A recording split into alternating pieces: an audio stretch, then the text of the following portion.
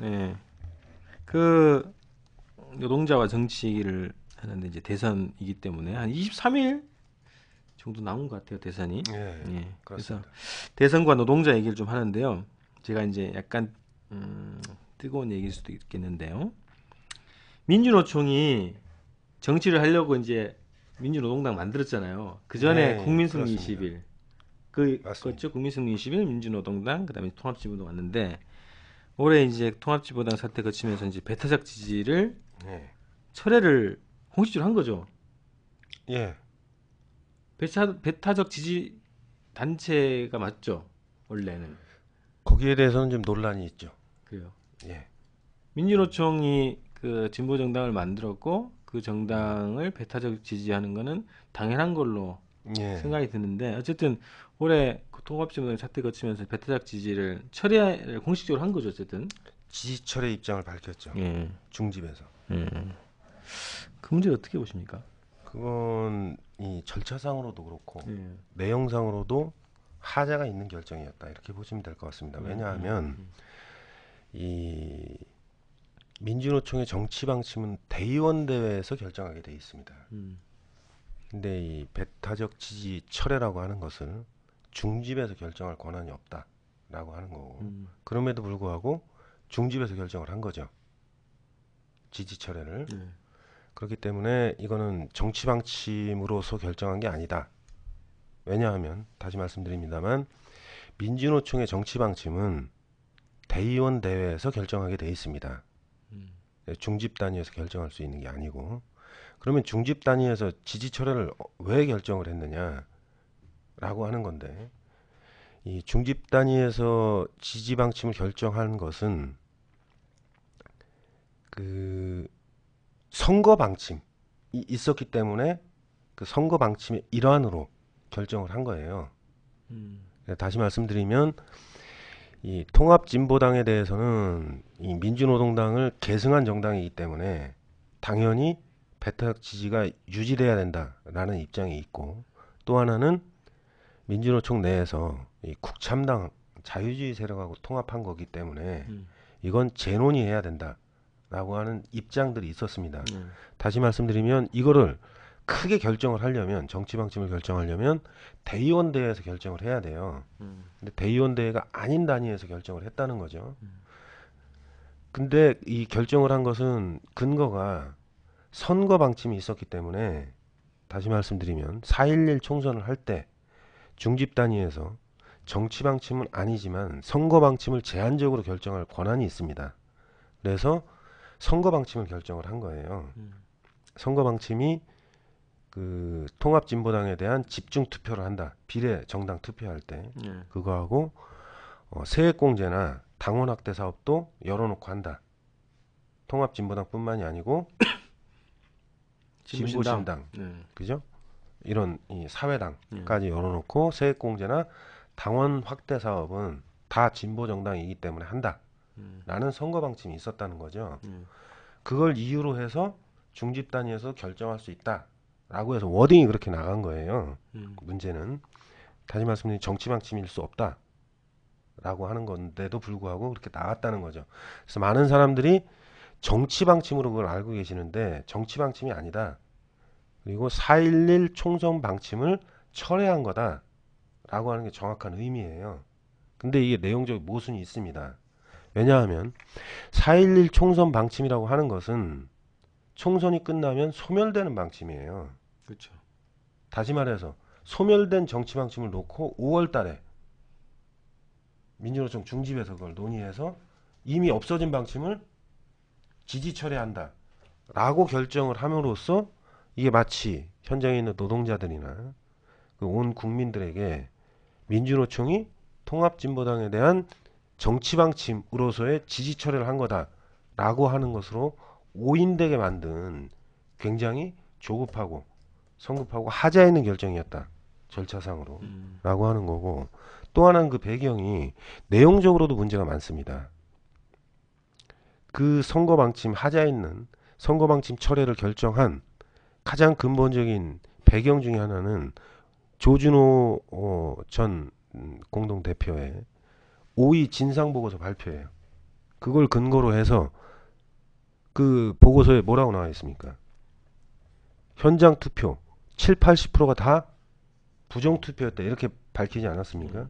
다시 말씀드리면 통합진보당의 현장 당원 대부분이 다 민주노총 당원들이에요. 민주노총 조합원들입니다. 민주노총 조합원들 7, 80%가 부정선거 사범이었다는 얘기지 않습니까? 그것을 민주노총이 결정한다는 게 말이 됩니까? 내용상으로도 어느 노동조합이 자기 조합원들을 버립니까? 그렇게. 내용상으로도 굉장히 근본적인 결함이 있는 결정이었다. 그러면 봅니다. 이게 네. 현재 그 논란이 될 수 있겠네요. 민주노총의 진보 정당에 대한 배타적 지지 방침이 예전에 유효하다 이런 주장이 그대로 있을 수 있고. 논쟁이죠. 예. 그러니까 다시 말씀드리면 그 이전 대의원대회에서 유일하게 결정했었던 민주노총의 정치 방침은 민주노동당에 대한 배타적 지지였습니다. 민주노동당을 통해서 정치 세력화한다. 라는 게 결정 내용이에요. 그걸 이제 흔히들 배타적 지지 방침이다 이렇게 말씀을 하시는데 이 민주노총이 정치 세력화를 표방하고 나서 구체적으로 그 정치 방침을 결정한 게 그 내용입니다. 민주노동당을 통해서 정치 세력화한다 라는 거였는데 당명이 바뀌었지 않습니까? 예. 통합진보당으로. 그렇기 때문에 통합진보당에 대해서는 정치 방침을 어떻게 할 거냐 라는 게 한 번도 대의원대에서 정식 안건으로 논의된 바가 없습니다. 다시 정해야죠. 그래서 이제 이 사람들이 흔히 착각하기 쉬운데 많은 현장 당원들이 이제 탈당하신 근거와 이유 중에 하나로 드는 게 민주노총이 지지 처리했다 라고 하는 오해 아닌 오해를 가지고 이제 탈당의 변을 삼는 그런 이제 해프닝도 벌어지는 이유가 거기에 있습니다. 다시 말씀드립니다만 통합진보당으로 전환되고 나선 다양한 의견들이 민주노총 내부에 있고 하나는 앞에 소개해드린 대로 민주노동당이 해산을 하지 않고 통합진보당으로 왔기 때문에 민주노동당이 계승한 거다. 따라서 정치 방침도 승계돼야 된다. 라고 하는 이제 강력한 주장이 있고 다른 한편에서는 이 자유주의 세력인 참여당하고 한 거고 형식 논리상으로 치면 민주노동당이 당명이 통합진보당으로 바뀐 거 아니냐 다시 정해야 된다 라고 하는 견해도 있는 거죠. 어쨌든 그 확인 과정이 필요한 거네요. 그건 대의원 대회에서 결정돼야 될 사안입니다. 그런데 어쨌든 그 배타적 지지를 처리할 수 있는 권한이 없는 단위에서 그거를 발표를 했고 그리고 그러면 통합진보당에 대해서 재논의를 해야 된다는 입장에서 봐도 배타적 지지를 처리할 이유가 없는 거네요. 그건 이 언론에 그렇게 이제 보도가 나가면서 생긴 오해고 정치 방침으로서의 배타적 지지를 논의한 적이 없습니다. 결정한 바가 없고 그리고 중집 단위에서 그 당시에 논쟁할 때도 이건 정치 방침이 아니고 그 이전 4.11 총선 방침은 중집에서 결정할 수 있고 그 총선 방침에 대해서 마찬가지로 다룰 수 있다 해서 다뤄진 거예요.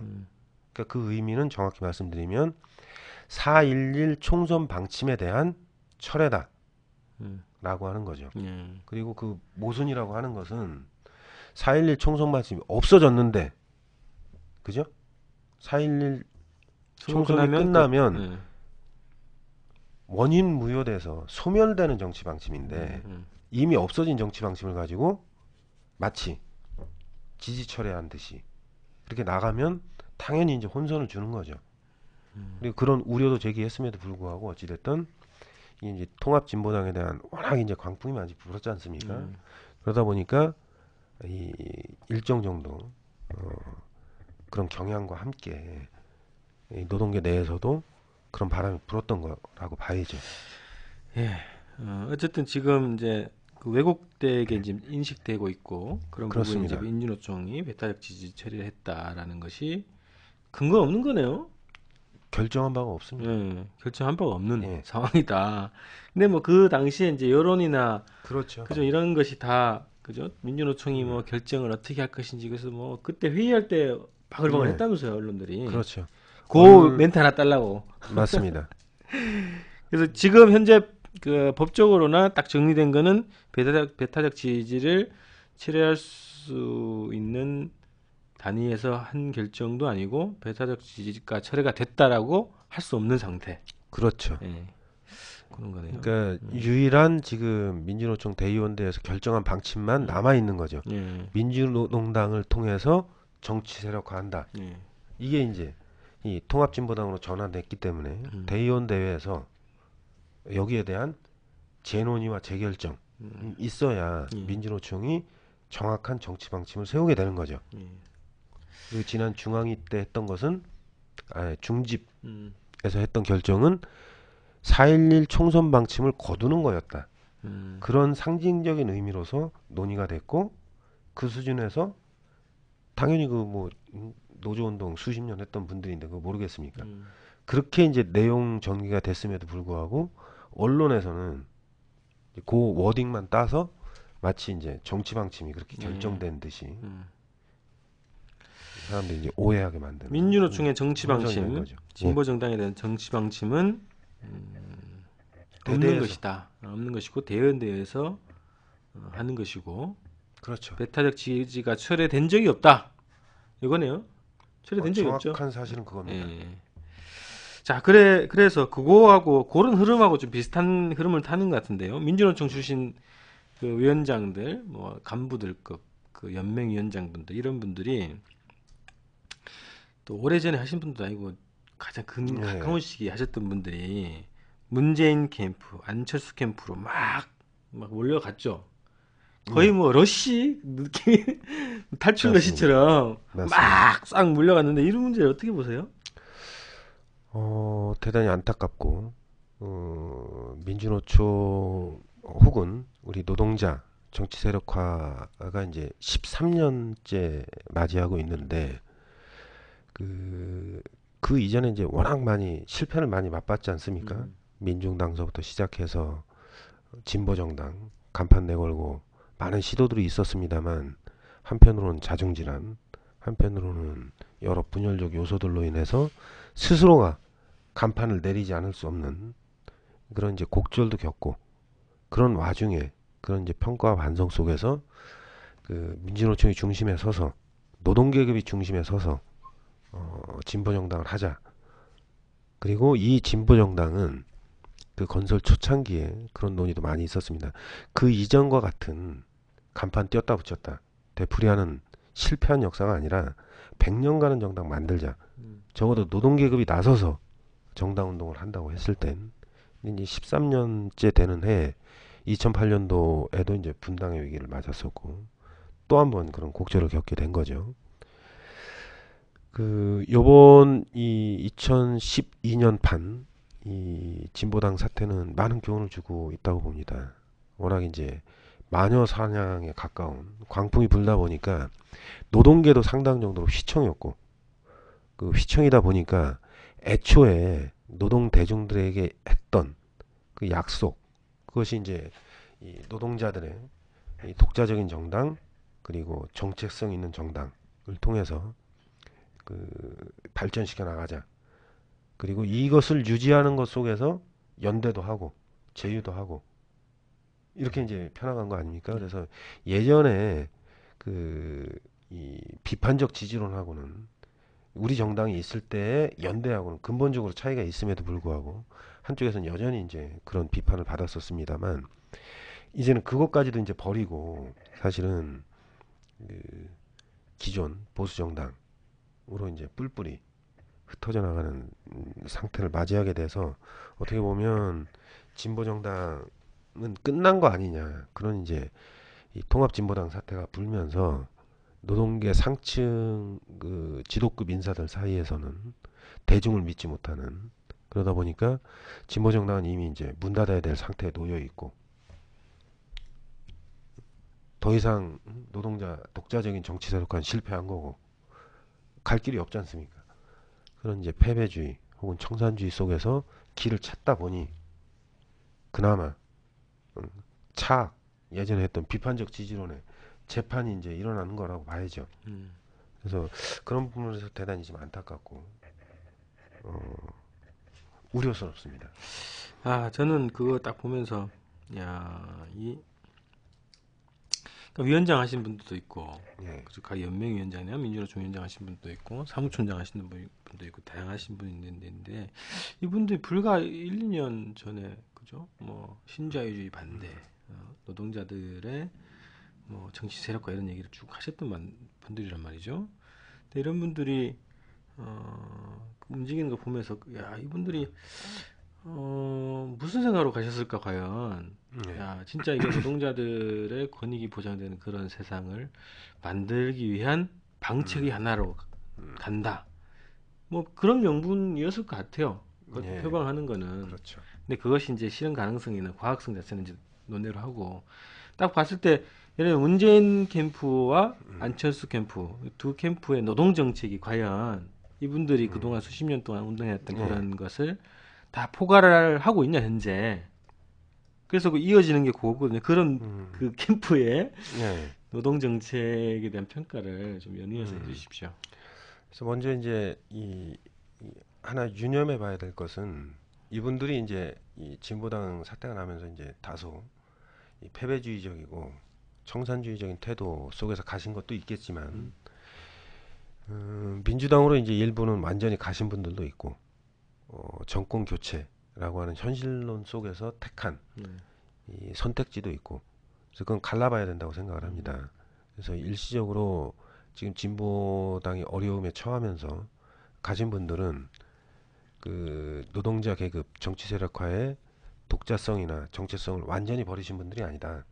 내공도 있으시고 정권 교체라고 하는 시급한 과제 때문에 갔으리라고 저는 개인적으로 보고 싶습니다. 선거 끝나고 나면 그리고 진보 정당 운동이 다시 제자리를 찾으면 다시 이제 복귀하셔야 되고 또 당연히 그러셔야 된다. 라고 민주당으로 이제 완전히 가시지 않은 분들 같은 경우에는 그러리라고 저는 믿고 싶습니다. 또 하나 이제 민주당에 가신 분들에 대해서는 좀 대단히 안타까운 점들이 적어도 이제 김근태 선배 그 세대가 민주당으로 전략적으로 들어갔을 때는 상당 정도로 조직적으로 준비해서 일정 정도 민주당 내에 개혁적인 정치권을 형성할 그래서 보수적인 그런 걸 좀 바꿔보고자 라는 전략 속에서 나름대로 동의는 하지 않습니다만 상당히 준비해서 개통적으로 체계적으로 준비해서 들어가셨는데 이분들 같은 경우는 이제 그렇지 못하다는 거죠. 그래서 그 운명이 대단히 이 곡절을 많이 겪고 뚜렷한 기여도 못하리라 이렇게 보고 있다는 점이고 이제 들어가셔서 이제 많은 노력들을 하시리라고 보는데 아무래도 많이 달라지겠죠. 그래서 이 문재인 캠프 쪽에 들어가신 분들은 나름대로 지금 뭐 안철수 캠프에 들어가신 분들도 계시고 한데 이 총연맹에서 다들 이 내공을 키우셨던 분들이기 때문에 아무래도 그쪽 캠프에 조금 더 진보적인 노동 정책들을 많이 푸시하지 않을까라고 생각을 합니다. 그런데 이제 아시다시피 그게 개인적인 노력에 의해서 되는 것이 아니고 이 정치권이라고 하는 것이 지금 문재인 캠프도 마찬가지고 근본적으로 규제받을 수밖에 없는 게 당선돼야 되지 않습니까? 당선 전략에 지금 가장 중요시하게 생각하고 있는 것이 표심이고 그 표심이 지금 중도 성향 쪽으로 많이 기울었다는 거죠. 그죠? 이 중도 성향을 끌어안는 선거 전략을 펼 테고 당연히 그렇게 되면 진보적인 노동 정책, 표안되는 노동 정책을 전면에 내세우기 어려울 거라는 거고 그래서 그분들 개인적인 소신하고는 다르게 반영되기 쉽지 않은 구조다. 지금 사퇴했습니다만 안철수 후보 쪽도 크게 다르진 않았을 거다. 저는 개인적으로 그렇게 보고 있습니다. 그럼 이게 또 현실적으로 뭐 법제도를 개편하는 이제 국회잖아요. 네, 그죠? 그렇죠. 그러니까 민주당 자체가 이제 그 거의 이제 민주노동당이 내건 노동정책, 통합진보당이 내거는 노동정책 수준에 만약에 이분들의 그 주장이 예, 그대로 이제 반영된다면 그 정도 수준의 이제 정책을 가지고 법을 이제 개편을 해야 되는데 예. 과연 그게 현실적으로 가능하냐? 이런 거죠. 불가능하다고 봐야죠. 예. 왜냐하면 이제 진보 정당하고 기존 보수 정당하고 가장 큰 차이점이 이 진보정당 운동의 뿌리는 일상생활 현장에서 노동운동, 농민운동, 혹은 학생운동, 도시 빈민운동, 여성운동, 환경운동, 장애운동 이런 각계각층의 생활 현장에 뿌리 박은 그런 토대 위에서 당을 건설한 거고 기존 보수 정당은 그런 생활 현장의 운동을 표로 생각하는 정당이라는 차이점이 있는 거죠. 그래서 진보 정당은 그 이 각 생활 현장에 뿌리 박은 요구들을 직접적으로 내걸 수 있습니다만 보수 정당은 그게 아무리 옳은 주장이라고 하더라도 필터링해서 걸러지게 돼 있다는 거예요. 그렇죠. 어떤 표심의 표를 생각하는 정당이기 때문에 그래서 그게 가장 근본적인 차이점이고 주장의 옳고 그름을 떠나서 당연히 걸러진다. 반영 안 된다. 그리고 직접적으로 반영하는 순간 그 정당의 토대 이 붕괴되게 돼 있다. 할 수가 없는 거죠. 그게 다른 차이점이죠. 그게 현실인데 그거를 이게 해마다 좀 반복되는 것 같지 않나요? 대선 때나 예, 총선 때 보면 이제 노동계 출신 분들이 그게 이제 또 언론에 많이 부각되니까 또 그 민주당이나 이런 다른 정치 세력들이 그렇죠. 노동계를 어떻게 좀 자기 편으로 할 것인가가 또 사활적으로 그 이제 그런 행보를 거쳐왔기 때문에 중요한 선거 때마다 항상 이런 행보들이 있어 왔다는 거죠. 맞습니다. 뭐 전농 의장 출신이 간다 이런 거는 거의 없었지만 어쨌든 예. 뉴스도 안 되겠고 민주노총 출신이 뭐 이렇게 갔다 그러면 굉장히 뉴스가 된단 말이죠. 아마 이 민주노총 전직 위원장 출신이 그렇게 가게 된 거는 그렇게 많지는 않았죠. 음, 최근 들어와서 진보당에 대한 탄압과 내분 기획적으로 진행된 겁니다만 그게 이제 벌어지면서 나타나게 됐던 현상이죠. 아마도 민주노총 위원장 출신 중에선 이석행 전 위원장님이 음, 아마도 처음 있는 경우가 네, 아닌가라는 생각이 들고 최근 일이지 않습니까? 네, 예. 그리고 그 이전 이렇게 간부들이 대거 그 기존 보수 정당의 선거 캠프에 그렇게 결합한 예가 없었죠. 음, 민주노총의 정치 방침이 유효하게 그 자리 잡고 있었고 진보정당 운동이 곡절을 겪었습니다만 사실은 통합진보당 내분 사태만 없었으면 아마도 그렇게 가지 않았으리라고 봅니다. 통합진보당이 이제 13석까지 성장하고 이 현실적인 정치 세력으로 등장하고 이게 이제 굉장히 마녀사냥 당하다시피 거의 그 통합진보당 자체를 그냥 문 닫게 할 정도로 탄압이 거셌지 않습니까? 그러면서 나타난 동요, 음. 일시적인 현상 이렇게 봐야 되지 않을까 싶습니다. 뭐 새누리당을 일단 뭐 제끼고 새누리당은 어차피 네, 그 진짜 이제 표를 위한 여러 가지 이제 공약들을 내고 있는데 민주당 그리고 통합진보당에서 노동 공약 네, 이런 거 어때요? 보시면 이제 지금 이제 구체적으로 세부적으로 들어가는 건 아직 잘 못 봐가지고 근데 이제 네, 구호적으로 나온 여러 가지 뭐 몇 대 공약 이렇게 보면은 비정규직 문제를 다 다루고 있단 말이죠. 그렇죠. 노동 문제를 다루고 있는데 이게 노동자들의 입장에서 봤을 때 이제 그 공약들에 대한 평가 이런 것들을 해주세요. 평가는 크게 보면 이제 새누리당 같은 경우에는 그 이전 이명박 정부에서도 747 공약 내걸었다가 음, 아님 말고식으로 음, 결국은 공약 당선되기 전까지야 공약이란 무슨 얘기라도 할 수 있는 거 아니냐 음, 이렇게 하고 그냥 넘어간 거 아닙니까? 음, 지금 노동 공약이 거의 그런 수준입니다. 음, 지금 실현 거의 한국 사회에서 거의 이 지금 상태로는 이 5년, 10년 내 실현 불가능한 공약들을 막 내걸고 있는 거죠. 대표적인 게 이제 동일임금 노동, 동일노동, 동일임금. 동일 가치 노동, 동일임금이라고 음, 하는 것도 지금 내걸고 있고 비정규직 문제 다 내걸고 있습니다만 아님 말고식인 데다가 더욱더 이제 거꾸로 가는 정책들을 내걸고 있는 게 지금 이 새누리당 노동 공약이다. 이렇게 보시면 될 것 같습니다. 대표적인 게 또 하나 예를 들면 사내하청법을 제정하겠다라고 하는 거죠. 그래서 사내하청은 지금 법으로 정의된 법률 용어가 아닙니다. 지금 간접 고용 비정규직의 대표적인 문제고 지금 현대차에서 보여지고 있듯이. 근데 그것을 법제화하겠다는 얘기예요. 간접 고용을 합법화하겠다는 얘기입니다. 그것을 비정규직 해결책이라고 내놓고 있는, 악법을 내놓으면서 해결책이라고 내놓는 어처구니 없는 이 해프닝까지 지금 벌어지고 있는 상태고, 새누리당 노동공약은 논평할 가치가 있겠냐 싶을 정도입니다. 예, 민주당은 상당 정도로 개선책을 내놓고 있어요. 부분적으로 많이. 문제는 이제 지킬 능력이 있느냐라고 하는 거고, 이 비정규직 문제에 있어서만큼은 조금 다릅니다. 몇 가지 쟁점들이.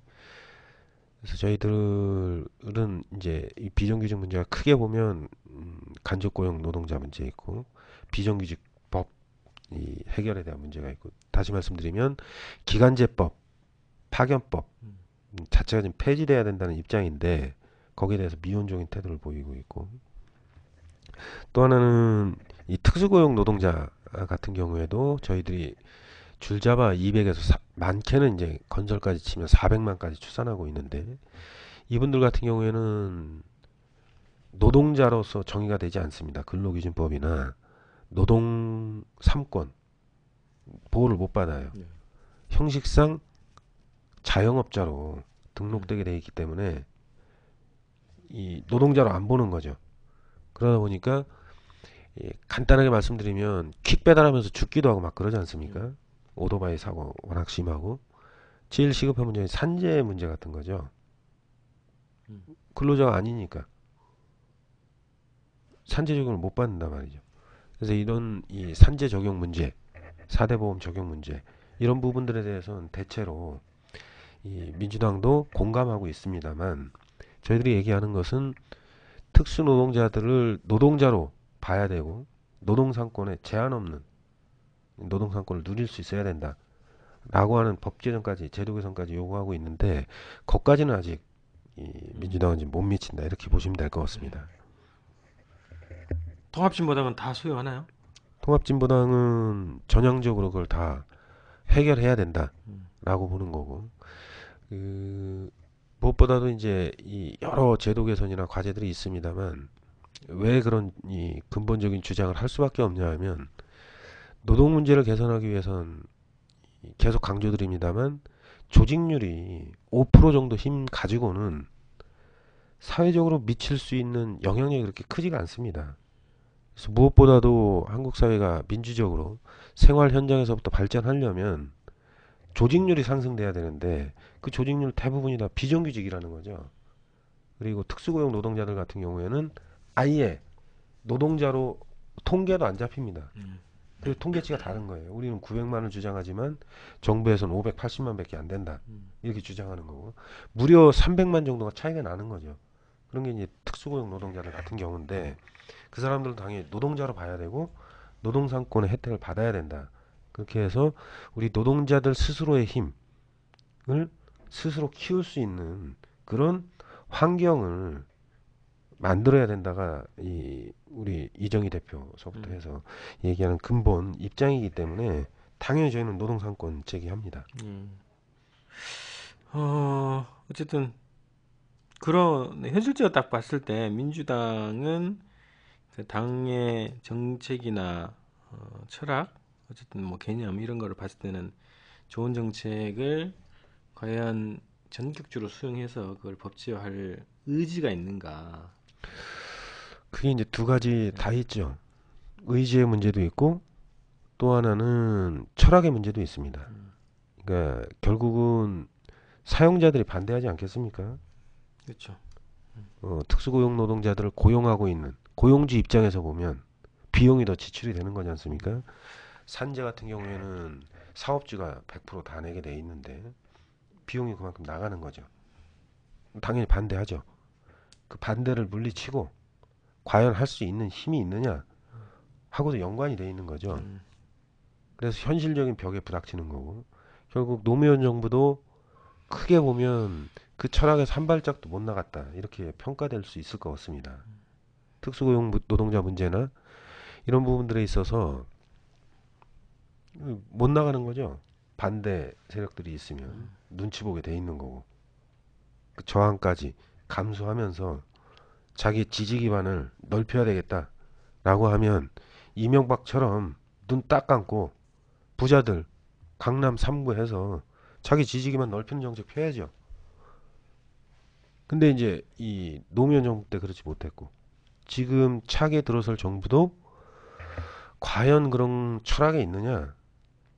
그걸 자기의 공고한 지지 기반으로 삼고 정치 역량을 확대하는 그런 데서 근본적인 제한성이 있는 정치 집단이다 라고 보는 거죠. 진보 정당만이 그 자신의 지지 기반을 중심으로 해서 또 그분들이 또 직접 당원들을 구성하고 있고 그래서 어떤 어려움이 있더라도 그분들을 믿고 국민들을 믿고 추진해 나갈 배포와 힘도 진보 정당만이 갖추고 있다라고 하는 것이 가장 근본적인 차이가 아닐까 싶습니다. 민주적인 노동자들 입장에서 보면 노동자들의 정책적 요구가 통합진보당의 공약이죠. 노동 공약. 예, 그렇게 그걸로 보시면 봐야 됩니다. 되겠죠. 예. 자, 마지막으로 이제 우리가 과연 어떤 세상을 만들어야 될 것이냐 이런 얘기를 좀 해야 될 것 같은데요. 제도적으로 지금 가장 시급한 노동 정책 이거 예. 어떻게 그걸로 보십니까? 그래서 뭐 앞에서 말씀드린 비정규직 문제에 대한 근본적인 처방도 필요하고 그 2년 기간제, 2년 이내에서만 쓰게 돼 있는 기간제법 같은 경우도 폐지시켜야죠. 기간의 정함이 없는 노동자로 고용계약 관계가 변화돼야 되고 다만 이제 특수한 경우 그 사유가 있는 경우에 한해서만 이제 이미 쓰게 돼 있기 때문에 그럼 폐지해도 아무 사용 불편함이 없다. 이제 그 근본적인 제도 개선까지는 좀 시간이 걸릴 거고 우선 당장 시급하게 이 차기 정부에서 해야 될 과제 중에 하나가 바로 절박한 문제죠. 이 특수고용 노동자들 산재 적용 문제 이거는 즉각적으로 실현해야 됩니다. 고통이 너무 심해요.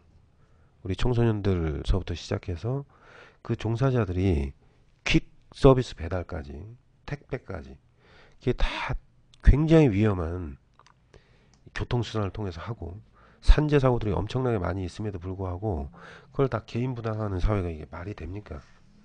그래서 특수고용 노동자들에 대한 산재 적용이나 앞에서도 말씀드렸습니다만 건설 노동자들 8시간 노동제 해야 이 사람들 투표할 수 있습니다. 지금 7시에 일하면 6시에 출근해야 돼요. 멀면 5시에 나가야 됩니다. 거기다가 사업장이 한 군데 고정으로 되어 있지 않아서 이동하려면 교통수단도 없는 데는 비싼 기름값에 자기 차 몰고 가야 돼요. 그 일당 하루 벌려고. 이런 불공정한 사회가 어디 있습니까? 그래서 그분들에게도 8시간 노동제가 적용돼야 된다. 그분들도 인간이고 투표할 수 있어야 되지 않냐라는 겁니다. 그분들이 지금 특수고용 노동자까지 합쳐서 400만 명이나 된다는 거예요. 그래서 시급하게 해결해야 될 과제고 노사관계 중에서도 시급하게 해결해야 될 몇 가지 과제만 좀 뽑는다면 지금 날치기 통과됐었던 복수노조 전임자 임금 지급금지 다 폐지돼야 됩니다. 시간이 좀 걸릴 거라면 지금 차기 정부에서 즉각 해야 될 것이 바로 복수노조 지금 강제적 창구 단일화 조항이 있어요. 그러니까 노조가 여러 개 있을 때는 그죠? 창구를 노조가? 그렇죠. 과반수 노조가 교섭 대표 노조를 하고 과반수 노조가 없을 때는 모여서 공동 교섭단을 꾸리고 인원수에 비례해서 창구 단일화를 해야 교섭을 할 수 있게 되어 있습니다. 소수 노조는 배제돼요. 더 큰 문제는 지금 민주노총도 그렇고 한국노총까지 포함해서 산업별 노조로 전환된 게 거의 60% 가까이 됩니다. 민주노총만 놓고 치면 85% 정도가 산업별 노조로 전환돼 있어요. 다시 말해서 사업장에 노조가 있더라도 이게 산업별 노조의 지부나 지회로 돼 있다는 얘기입니다. 근데 산업별 노조는 교섭 요구 수준이나 층위가 다른 거거든요. 기업별 노조랑. 근데 이걸 다 창구 단일화 대상으로 포함시켰어요. 그러니까 다시 말씀드리면 산업별 노조가 됐음에도 불구하고 교섭을 기업 단위로만 해야 된다라는 얘기하고 똑같습니다. 산별 노조로 전환하는 의미가 없죠. 저희들이 산별 노조로 전환한 이유는 노동시장 양극화도 심하고 근로조건 차이도 심하기 때문에 산업별로 균일한, 동등한, 비정규직도 차별 없는 그런 이 양극화를 줄이는 사회적 의미도 있습니다. 굉장히 컸는데 그런 걸 제도적으로 못하게 막는 거예요. 그래서 이걸 이 근본적으로 제도를 고치지 않더라도 이 시행령을 통해서 바꾸게 되어 있습니다. 이 법 제도 시행할 때도 원래는 교섭 층위에서 산업별 노조는 제외한다. 교섭 단일화에. 이게 합의됐던 상황인데 뒤집어진 거예요. 날치기 통과하면서. 그래서 이건 원상회복 즉각 해야 된다. 그래서 산업별 노조에 대한 교섭을 허용하고 활성화하고 산업 내에 있는 노동자 간의 임금 격차나 이런 것들을 우리 노동자들 스스로 자율적으로 노사 단체 협상을 통해서 줄여나갈 수 있도록 길을 열어줘야 된다. 시급한 거고. 또 하나는 전례 없습니다. 전임자 임금 지급 금지 조항이 어느 나라도 이 법으로 금지해 놓은 나라가 없습니다. 그럼에도 불구하고 유럽에서 시행하고 있는 타임오프 제도를 준용해서 우리나라에서 시행하고 있는데 가장 큰 문제는 상한선을 법적으로 정해놨다는 거예요. 그 상한선을 넘으면 직접 정부가 노사관계에 개입할 수 있습니다. 굉장히 심각한 문제죠. 노사관계라는 게 원래 노사 자치 영역에 속해 있음에도 불구하고 정부, 노동부가 노사관계에 직접 개입할 수 있는 길을 열어놨고 이걸 통해서 굉장히 많은 탄압들을 지금 실제로 하고 있습니다. 그리고 어느 나라도 상한선을 그렇게 법으로 정한 나라들이 없어요. 노사 간의 관계를 협상을 하는데 하한선 기준만 정해놓으면 됩니다. 전임자를 100명이 있으면 1명을 써야 되는데 그 이하로 쓰면 안 된다. 그 이상으로 쓰는 건 노사가 자율적으로 결정할 사안이죠. 그래서 교섭의 또 내용 중에 그렇죠. 거죠. 근데 그 상한선을 정해놓고 상한선 넘는 것을 노사관계에 개입해서 치는 건 세계에서 전례 없는 경우예요. 그래서 그것도 법 제도를 완전히 금지시키지 못하더라도 차기 정부에서 시급히 해야 된다라고 하는 겁니다. 그리고 또 하나 좀 말씀드리면 비정규직법과 관련해서 제일 시급하게 해야 되는 게 지금 이 2년 기간제를 쓸 수 있지 않습니까? 2년 이내에. 그리고 2년이 넘으면 계속 근로한 걸로 봐야 된다라는 것들 때문에 비정규직 사용할 때 2년 이상 안 쓰고 있어요. 계약 해지하는 그죠. 거죠. 1년 11개월 때 해지하고. 더군다나 이제 자꾸 이제 이 줄어들 수밖에 없는 거는 영세 이 파견 업체들, 인력 공급 업체들, 용역 업체들이 늘어나다 보니까 경쟁이 심한 거죠. 그러다 보니까 1년 단위 미만으로 초단기 계약하는 비정규직들이 많이 있다는 거예요. 늘어난다는 거예요. 갈수록. 왜 그러냐? 퇴직금 안 주려고 하는 거죠. 1년이 넘으면 퇴직금을 주게 돼 있습니다. 31분 7을 기준으로 한 달간 평균 임금을 주게 돼 있기 때문에 영세 이 용역 업체들, 파견 업체들이 먹고 살려고 위해서 그러니까 1년 이내에 계약 해지를 해버리는 거예요. 퇴직금 안 줘도 되니까. 그래서 시급하게 이것도 비정규직을 완전히 없애지 못하더라도 당장 해야 될 것 차기 정부 중에서 해야 될 요소 중에 하나가 퇴직급여 보장법을 개정해야 된다. 1년 계속 근무를 하지 않더라도 일할 계산해서 퇴직금 계산을 하면 되지 않습니까? 그렇죠. 그렇게 해서 하면 1년을 기준으로 해서 자꾸 계약 해지하고 해고하는 그런 경우들이 임금 퇴직금 안 주려고 하는 거기 때문에 날수 계산해서 빼더라도 퇴직금 주게 되면 그런 관행들이 없어질 거다. 그래서 이건 비정규직들이 당장 느끼고 있는 체감할 수밖에 없는 시급한 개선 사안으로 되어 있습니다. 뭐 수두룩 할 텐데 하여튼 대표적으로 지금 시급하게 먹고 사는 문제. 그렇죠. 그래서 절박한 문제를 중심으로 몇 가지 말씀을 해주셨는데요. 자, 이제 노동자들이 근본적인 문제야. 제가 생각할 때는 노동자가 정치를 하는 거고 노동자가 공장의 주인이 되는 거고 뭐 이런 원칙적으로 말씀드리는 건데 하여튼 그 세상으로 이제 가는 과정에서 올해 또 대선이 있단 말이죠. 그래서 지금 올해 대통령 선거 그리고 이후에 노동자들이 어떻게 그런 세상으로 가게에서 어떤 역할을 해야 되겠냐. 예. 원론적일 수 있지만 어쨌든 그런 얘기를 좀 들어보면 좋겠습니다. 이 노동자들이 정치에 참여하는 과정들은 사실 쉽지가 않습니다. 우리 역사를 놓고 보면 그 예전 군부 독재 시절에는 아예 노동자들이 단결을 못하도록 금지법을 했지 않습니까? 이른바 이제 삼자개입 금지라고 해서 옆에 있는 옆 사업장에 있는 노동자들 문제는 관여하면 처벌받았죠.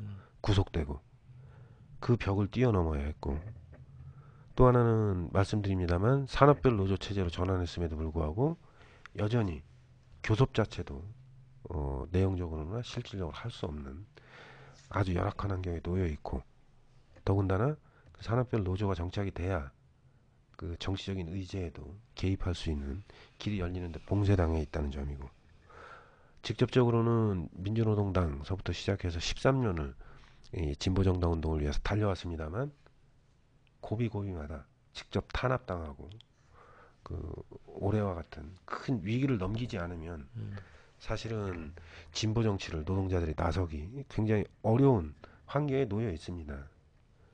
탄압과 분열을 뚫고 해야 되는 것이 진보 정치고, 그래서 노동자들이 정치한다는 게 쉽지 않습니다, 사실은. 그럼에도 불구하고 이 길이 유일한 길이다. 그건 이미 민주노총에 불변하는 대의원들의 결정 사항이기도 하고, 그래서 지금 당장은 이 위기를 우리 노동자 스스로가 극복해 나가는 것이 대단히 중요하고, 우리 노동자들이 이번 대선에 진보 정당을 통해서 어떻게 참여하느냐라고 하는 것이 가장 큰 관건이 되겠습니다. 그리고 뭐니 해도 노동자는 쪽수 아니겠습니까? 쪽수로 참여하는 길밖에 없다. 소액 다수가 다수 참여해서 그 십시일반에서 진보 정치를 살려나가고, 내용적으로는 그 기업 단위 중심으로 해왔던 노사관계, 노조운동의 관행, 또 의식, 이것을 좀 뛰어넘어서 스스로 깨기 위한 노동운동의 근본적인 전환을 준비해야 될 때가 아닌가. 그리고 그 근본적인 전환은 다시 말해서 간부들, 사람이 하는 운동 아니겠습니까? 그걸 끌고 나갈 사람들을 이제부터 훨씬 더 많이 만들어서 다시는 이 진보정당이 위기에 처하지 않고 올곧게 자기 길을 갈 수 있도록 현장에서부터 새로운 간부를, 튼튼한 정치 간부들을 많이 만드는 운동들을 지금서부터 전개해 나가야 된다. 끝으로 그 말씀을 좀 드려보고 싶습니다. 자, 노동자분들이 쪽수를 노동조합 조직률을 급격하게 확대하고, 그리고 그 힘을 바탕으로 해서 통합진보당을 비롯한 진보정당을 이 다수당으로 만들고, 이게 서로 상승작용을 해야 그나마 또 업신여기지 않을 거다. 다른 그죠? 그렇습니다. 그런 거죠. 그래서 그래야 노동자들, 또 우리 서민들이 기존에 이제 정치권들한테 표밭의 대상이 되지 않고 농락당하지 않는 것이다. 이런 생각이 듭니다. 그래서 사람 대접 받으려면 진보정당 잘 키우고 노동조합 강화하고 이 길이 유일한 길이 아닐까 싶어요. 예. 그래서 그거를 또 방해하기 위해서 이제 기존의 정치권들, 이 기득권들이 얼마나 또 색깔 공세하고, 그렇죠? 뭐 노동조합 하면 또 빨갱이네 이런 논리가 그대로 남아 있는 거 아닙니까? 통합진보당이 뭐 정북 세력 이런 색깔로 공세를 많이 하고 있는데, 그런 것들에 개의치 마시고 그걸 뛰어넘어야 새로운 세상이 열린다. 그런 생각이 듭니다. 예. 그래서 오늘 이제 노동 문제를 중심으로 해서 올해 대선 문제, 그리고 여러 가지 현재 노동자들의 현실, 그리고 새 정부가 해야 될 여러 가지 노동정책 긴급한 과제, 이런 얘기를 좀 나눠봤습니다. 뭐 이 산적한 얘기들이 굉장히 많기 때문에 오늘 다 다루지 못했는데요. 앞으로 기회 있을 때마다 저희가 다루도록 하겠습니다. 오늘 민주노총 전 정책실장님 하셨던 임동수 선배님 모시고 이제 대선 특집 방송을 했습니다. 시청해 주셔서 고맙고요. 출연해 주셔서 감사드립니다. 예, 고맙습니다. 저희들은 다시 재방송 다시 보내드리고요. 오늘 방송 여기서 마치도록 하겠습니다. 고맙습니다.